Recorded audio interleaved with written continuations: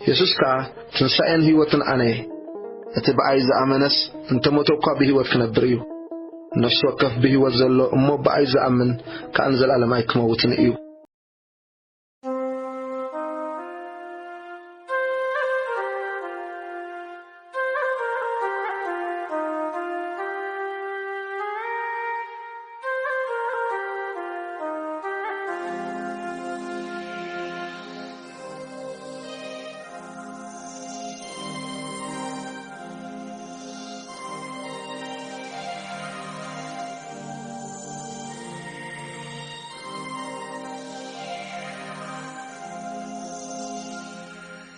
من اللوخ زي عاقب من اللوخ فوزي بلي من اللوخ زي عارف من اللوخ فوزي بلي ناتنا افويتا ناتنا عرفت زخونه ناتنا كله زخونه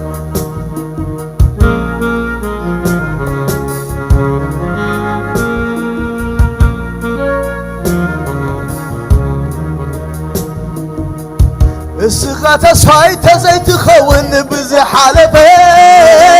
تمدر بدا اي متسقره معبل خلود السخان دي خاص طبل كايو زي سمع خلود دنك خل السخات صايت زيت بزي حلفه تمدر بدا اي متسقره معبل خلود السخان دي خاص طبل كايو سمع خلودك خينو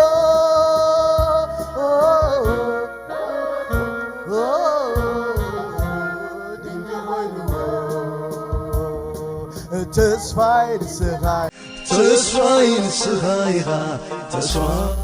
حجر تاريخ هيوت أتو أبراهام أتو أبراهام برهي ولد مريم كبقو نفسه أتو برهي ولد مريم أديو نفسه ويدرو أبراهام ولد مريم بطري إسران حرنش إمشاعتي ميتن 50 عمت مرت أبكيندا إرترا ولد أتو أبراهام مبقتاون مع كلاين تمرتو أبكيندا وديو برحريو أبسمرا أتنك أدن بوينت فور فلد ما يتقبار إبس كلاي درجة بيت تمرتو عبرات عمت تمحيرو بجبنوما برغم ና የማራናታ ቤተክርስቲያን የመጀመሪያው ሰርቪስ ላይ ከተገኙት ተጀማሪዎች አንዱ ነበረ። ከአምስታችን አንዱ ወንድማችን አብርሃም ነበረ። ልክ ጁን 1989 ዛሬ ደግሞ እሱን የተሸከመ ይህ አካል የማራናታ ቤተክርስቲያን በየሳምንቱ በሚያመልኩበት በዚህ ስፍራ መጠቃለሉ ለኔ ዲቫይን አፖይንትመንት ነው ብዬ አስባለሁ። እግዚአብሔር ይመስገን እና እግዚአብሔርን እናመሰግናለን። ቤተሰቦች ሆናችሁ እድለኞች ናችሁ። አሳማችሁ አብራችሁ ከሱ ጋር ሆናችሁ አብርሃም የተሰጠውን ኃላፊነት በትክክል በታማኝነት የሚሰራ ሰው ነው። በጣም ይገርመኛል። የተሰጠውን ኃላፊነት በትክክል በታማኝነት የሚያገለግል ወንድም ነበረ። እሱ ብቻ አይደለም፣ አብርሃም በጣም ሩሩ ነው። እንደገና ደግሞ ቸርም ነው። ውድ ወንድም ነው። በጣም መልካም ወንድም ነው አብርሽ። እና አሁን አንድ መልካም ሰው ከኛ መካከል ሄደ። አብርሃም በእውነት መልካም ሰው ነው። በጣም እንዲሁ ባህሪውን ስታዩ ቶሎ አንዳንድ ጊዜ ወጣ የሚል ይመስላችኋል። የፍቅር ሰው፣ ቂም በቀል የሌለው ሰው አብርሃም ኣነ ካብ ዝፈልጦ ከመጋጠሚ ኮይኑ 1990 ከባቢ ይመስለኒ ኣብ ሓደ ካምፓኒ ብሓደ ንሰርሕ ነርና። አብርሃም ብስንኪ እቲ ተምሃሮ ኣብ ፖይንት 4 ዝነበሮ ክእለት ናይ ጥበብ ተፈጥሯዊ ክእለት ከዓ ነይርዎ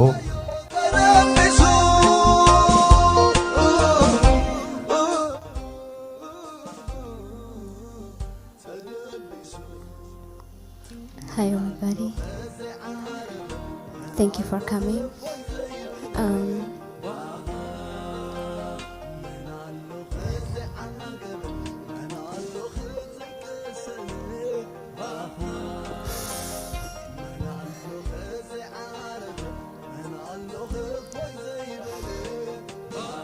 I'm sorry, just bear with me. I'll get it together at some point.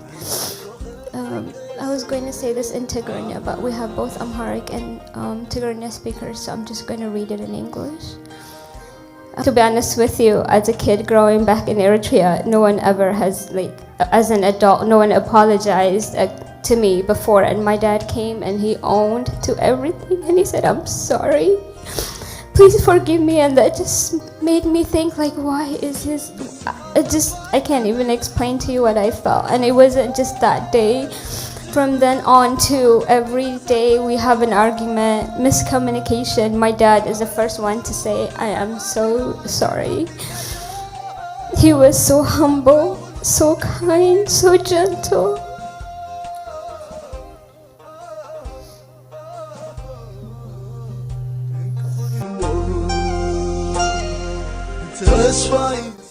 واي قني تاي زبلت قنياتيا تاسفرها ناي امص امشتا انت برحوي كان نقلو خوينو تسنابيتكا كتحلف كم تمز حلفو بصيحو ترخا صوار مبارها نركاب بصح تصميمكا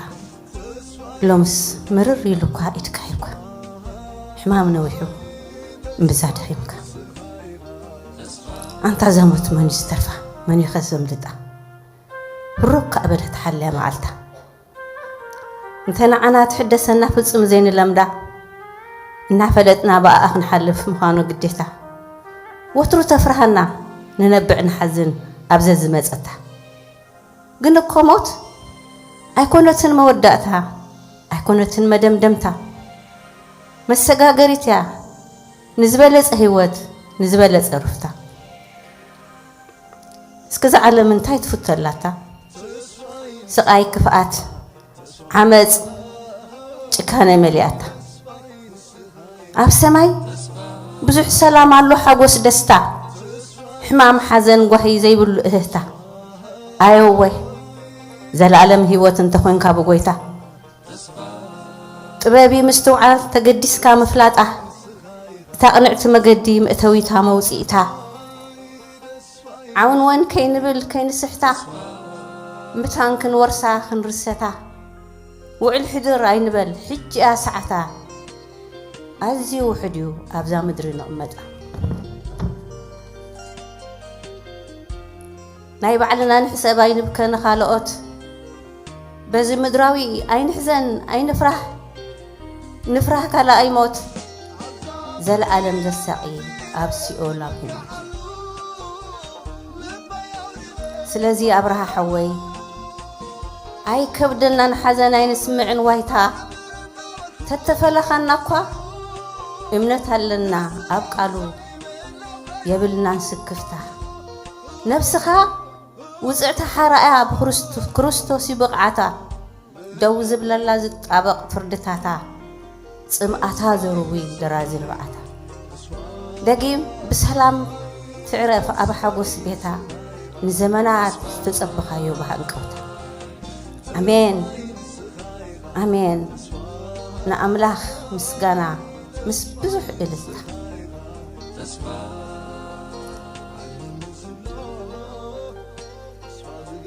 تعم سمنيركا حياواي بعل عقلي سبرحوق سبك أروا معقلي مزللي أبو هلو عليت وقن زيت فلي معصخا خفوت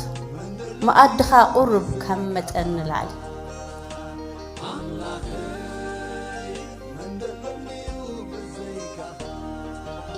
من قنانا يكونن نروحو كاي مسكر أي رأهون كم زي أزقر زي أسقى أملاخ يا خاف سماي كابل علي يترفلنا إذنات كات اللي ዝዘራእኻዮ ዓንቢቡ ክፈሪ ዘይትስልቹ ሙቾት ዘይትደሊ ጉያኻ ወዲእካዮ ኣብዕሊ ትጉህ ባርያ ኣምላኽ እሙን ኣገልጋሊ ህይወትካ ኩሉ ማራኺ መሃሪ ለዋኻ ምቹ ኣዚኻ ደስ በሃሊ ብዙሕ ምበልኩልካ ክብል ተዝደሊ ግን ኣምላኽ ይውሰዶት ክብሪ እንታይ ይጠቅምና ኣዳናይ ዝምድሪ ዓስቢ ኣኽሊል ዓወት ኣብ ሰማይ እምበሪ በል እዚኣ እናበልኩ ሰናበትካ ኣይምሰለካ ርሒቕካ ዝኸድካ ኣንታ ፍቁር ሓወይ ንዓናስ ሕያው ኢኻ ዘለዓለም ኣብ ልብና ኣለኻ يغنيلنا كبرت يهبلنا حسام يتركبوا حصير بتجرنيا قال أملاح ككافل إيه تجرنيا لما تسمو تامي كرتا جرق زينيا لين بتجرنيا نوم ما كافلو أبرها حوي بتسعنا 4 أبز ختما مسيئنا تراخيبنا تكمتي 4 شعو أبيت مقبو سيدني بحنسا عليلنا تلالينا كاون دحار زحق زي يحلفنا حجي تاناتي قزي قال أملاخ كافل مبر مسابرها زحلف كوو تمكرو خزارب سلزي كونه كما عدل سلزي رخبكو حلف إلياك خيد ادخلوا تخونكم كابزلنا يبوتا حفيلنا رومي معراف 14 رومي معراف 14 قصري شبعت جمير خنبب كاباناس حد أقوى نرؤس إلو زنبر يلبون أمو نرؤس زموت كا حد أقوى يلبون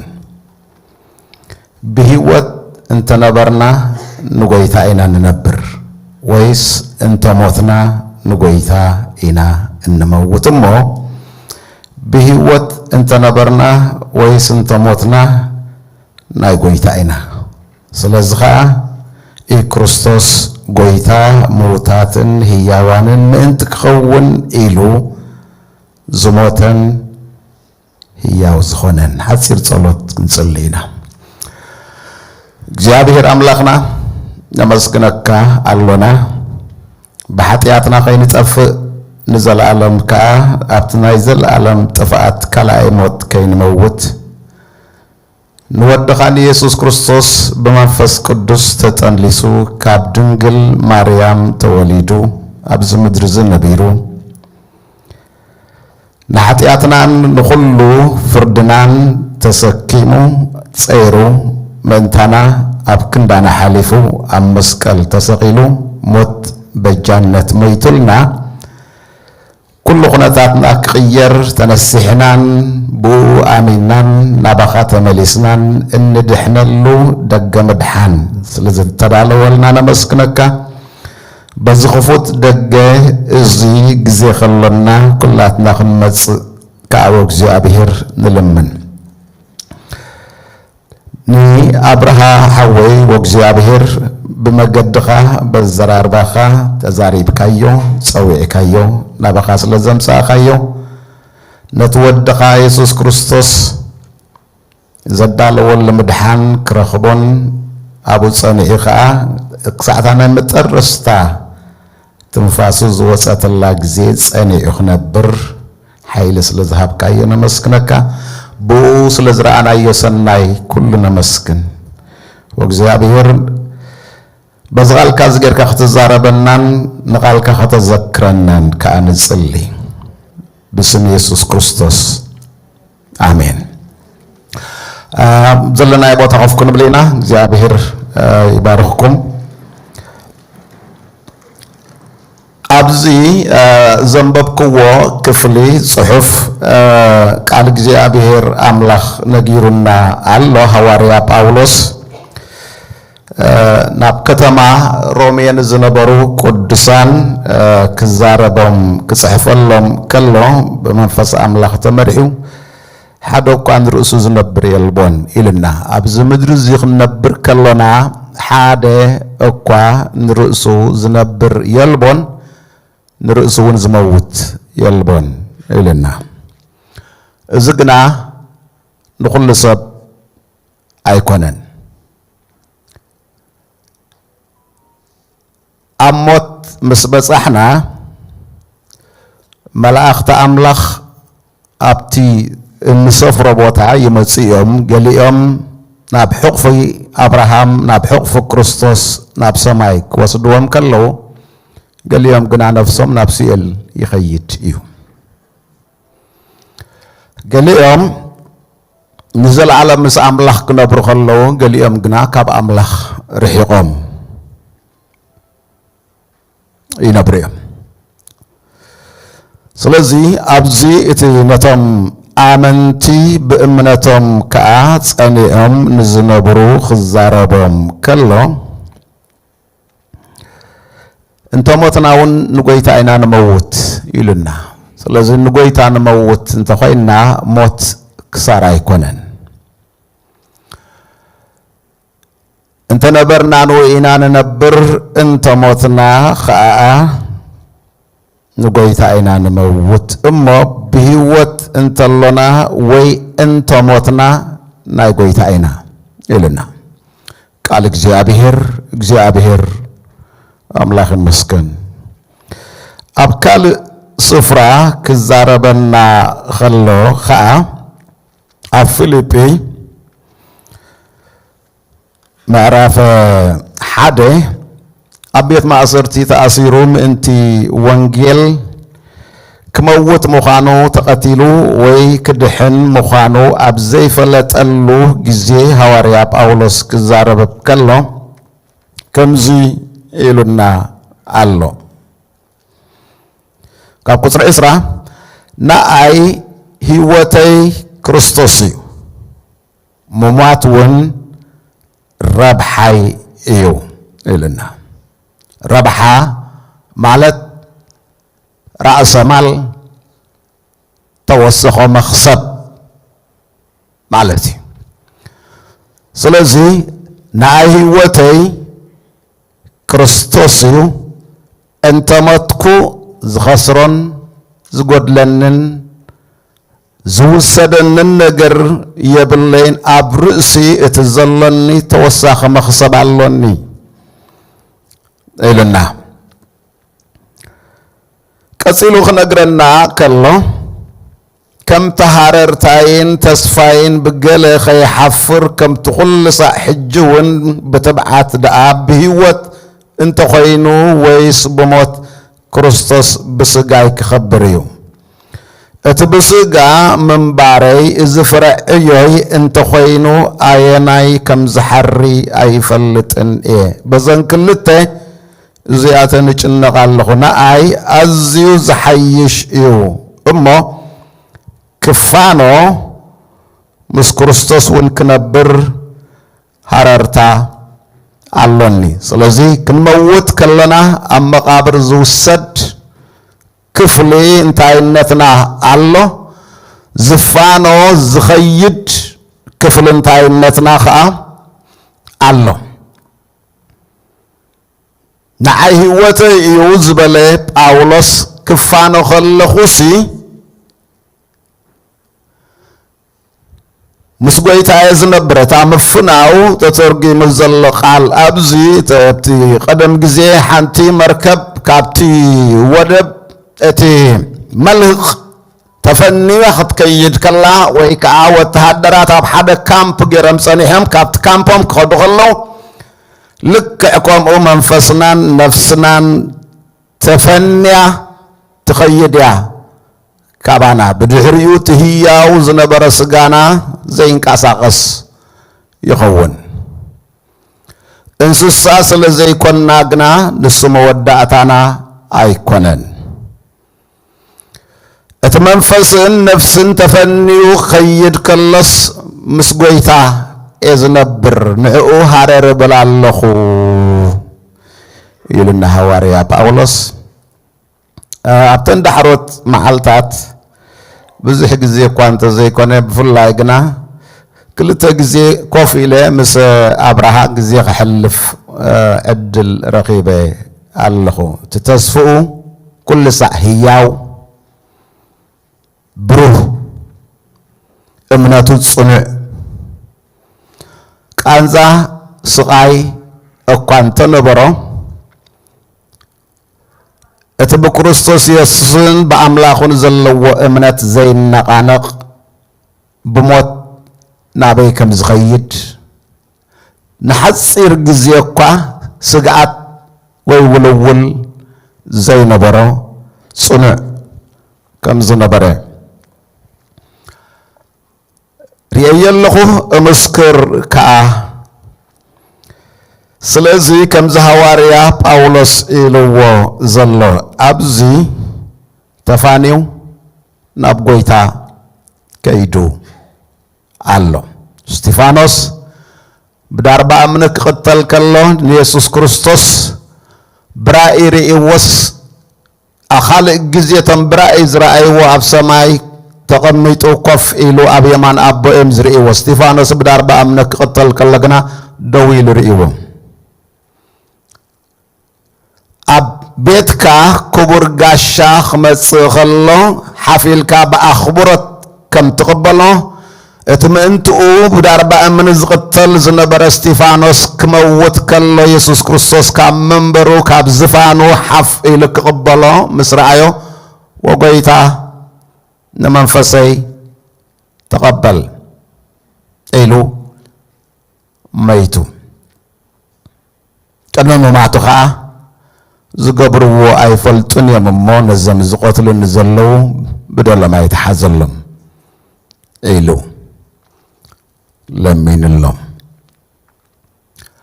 ስለዚ ሕጂ ኣብ የማን ኣቦ ከም ዘሎ ኣብ ሕቑፊ ኢየሱስ ከም ዘሎ ከምቲ ቃሉ ኣምላኽ ከም ዘይሕሱ ከም ዘይጠልም እቲ ዘተስፈዎ ተስፋ ኣብ አብርሃም ውን ፈጺምዎ ከም ዘሎ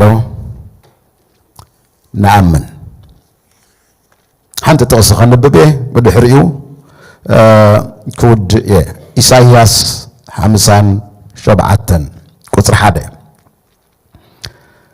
ጻድቕ ይመውት እሞ ዝሓስበ የልቦን እቶም ፈራህቲ እግዚአብሔር ከዓ ይምንጠሉ እሞ እቲ ጻድቕ ካብ እከይ ከም እተኣርነበ ዘስተንትኖ የልቦን ናብ ሰላም ይኣቱ እቶም ብቕንዕና ተመላለሱ ኣብ መደቀሲኦም ይዓርፉ ስለዚ ኣብ ቦታ ዕረፍቲ እዩ ዘሎ ካባና ብምፍላዩ ይስማዓና ሕጂ ተመሊሰን ኣብዚ ኣሪዞና ናብ ፊኒክስ ክመጽእ ከለኹ እታ ዝገብራ ዝነበረ ቅልዋ ኣይክረኽባኒ እታ ምስኡ ዝጽልያ ጸሎት ኣይክረኽባኒ እታ ቡና ሰተና ንዕልላ ኣይክረኽባን It's not going to be the same. አሪዞና ክመጽእ ከለኹ ኣብርሃ ኸይረኣኻ ኣብ ገዝኡ ኸይደቀስካ ምኽያድ ከምቲ ናይ ቀደማይ ክኸውን እዩ ስለዚ ብዙሕ ዝስማዓና ክህሉ እዩ ግን ተስፋ ከም ዘይብሎም ንዘለኣለም ከም ዝጠፍኡ ጌርኩም ከይተሓዝኑ ኢሉና ቃል እግዚኣብሔር ክንረኽቦ ኢና ናብቲ ናይ ዘለኣለም ቤትና ኩላትና ክንእከብ ኢና እዚኣ ኢለ ክውድ ኣብርሀት እምንቲ ጽንዕቲ ፈቃር በዓልቲ ቃል ኪዳን ኮንኪ ከተልዕልዮ ከለኺ ብኩሉ ርኢና ንምስክር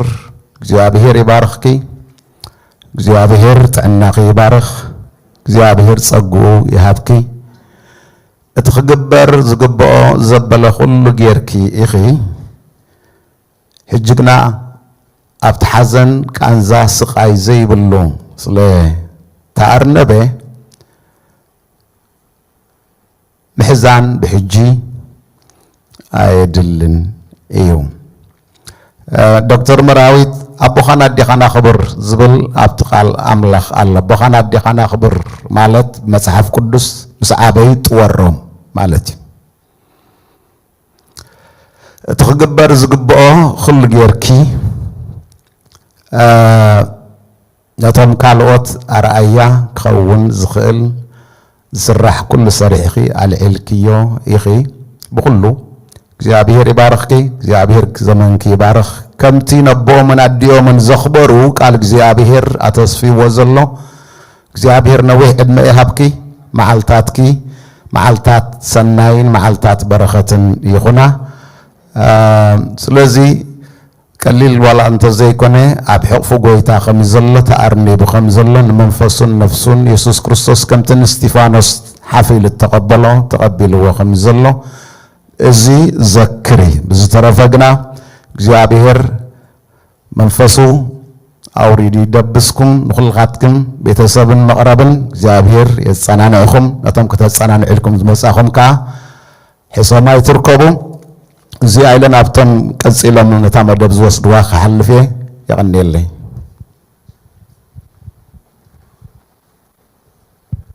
እዚኣ ሓደ እዋን ተፋኒና ኣብ ቅድሚ መድሓኒናን ጎይታና ኢየሱስ ክርስቶስ ኣብ ቅድሚ እግዚአብሔር አብ ወዳው ክንብል ክንራኸብ ስለዝኾና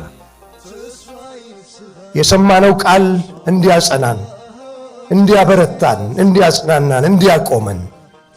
እኛም ደግሞ እግዚአብሔር አምላካችን ሆይ በቀሪ ዘመናችን እግዚአብሔር ሆይ እንደሱ በታማኝነት አንተን አምልከን አንተን አገልግለን እንድናልፍ ለእያንዳንዳችን ጸጋ እንዲበዛ በኢየሱስ ክርስቶስ ስም ጸልያለሁ።